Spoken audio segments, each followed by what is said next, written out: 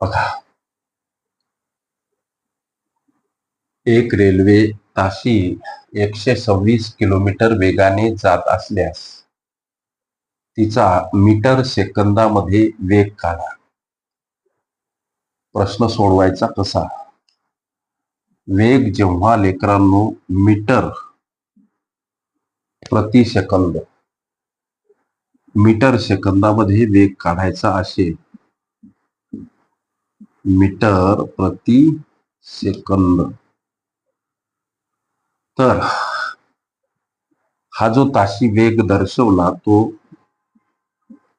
इथं मांडून त्यासोबत 5/18 गुणीला घ्यायची. आता हा भाग जातो लेकरांनो 7 न, म्हणजे 7 गुणीला 5, 35 मीटर सेकंद. याचा अर्थ एका सेकंदाला 35 मीटर असा तो मीटर प्रति सेकंद वेग. एखाद्या वेळेस 35 मीटर प्रति सेकंद या वेगाचं ताशी वेगामध्ये रूपांतरण करायचं. वेगाचं ताशी वेगात रूपांतर जेव्हा करायचं तेव्हा लेकरांनो लक्ष द्या, 18/5 हा अपूर्णांक गुणीला घ्यायचा. कशासोबत? तर या प्रश्नात दर्शवलेल्या मीटर प्रति सेकंद वेगासोबत. इथं जसं की 35 मीटर प्रति सेकंद या मीटर प्रति सेकंद वेगाला ताशी वेगामध्ये आपण आता कन्व्हर्ट करू. याचं उत्तर 126 किलोमीटर प्रति तास यायला हवं. हे करत असताना हा 18/5 अपूर्णांक गुणीला, आता बघा 5/7 35 म्हणजे 7 गुणीला 18 126 किलोमीटर प्रति तास.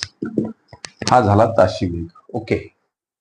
एक रेल्वे ताशी 126 किलोमीटर वेगाने जात असल्यास तिचा मीटर सेकंदामध्ये वेग 35 मीटर सेकंद किंवा 35 मीटर प्रति सेकंद हे या प्रश्नाचं उत्तर पर्याय क्रमांक बी मध्ये दर्शवलेलं आहे. ओके.